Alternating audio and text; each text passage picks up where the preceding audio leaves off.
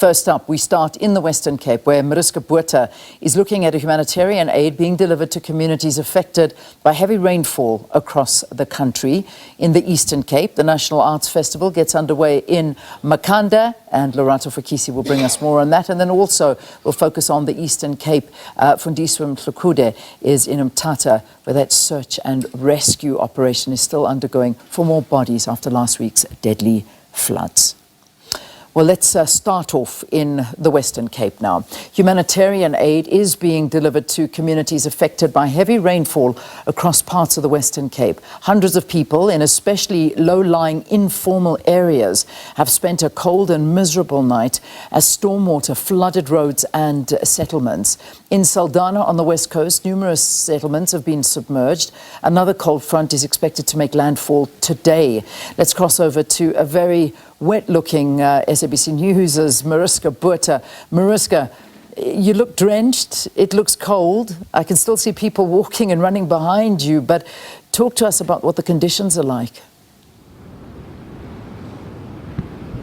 Well, we started off here in Sea Point for you because the greatest warning that was issued when at the start of this cold front was a level 4 warning for very high ocean conditions, and that's exactly what we're seeing here. The NSRI, of course, warned people to stay clear of the ocean and beaches wherever they can, and to only go at sea if they absolutely must and if they are professionals at that. But you are 100% correctly, and people in low-lying areas, and there are many of those areas across the Western Cape, have been worst affected by this. Even the littlest amount of rain can quickly turn into a damming up of water, and then that goes into people's homes. Gift of the Givers, of course, is a good index of what is going on the ground, because they work closely with both provincial and city officials during situations like this, and they've already issued over 5,000 hot meals to people. As you can imagine, as people's homes get wet, so too does the groceries they might have in their homes. So it is indeed a very, very trying time for people.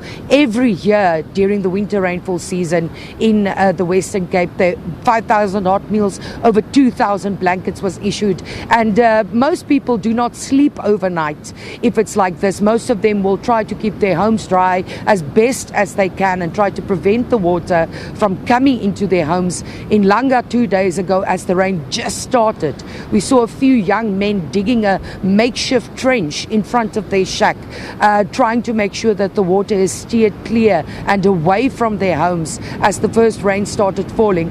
And while we were in Langa, within a matter of 15 minutes, the water rose by about 5 centimeters, as those shacks in that particular area is also in the low-lying areas. Many of the areas I mentioned are in wetlands that are actually a wetland, so the ground saturation is very, very high. So the smallest amount of rain will cause localized flooding for people in their homes. But yes, certainly another cold, wet and truly miserable weekend lies ahead for people who are not privileged enough to have formal and structured housing, and there are tens of thousands of them, especially on the Cape Flats, which is exactly where we're heading to next.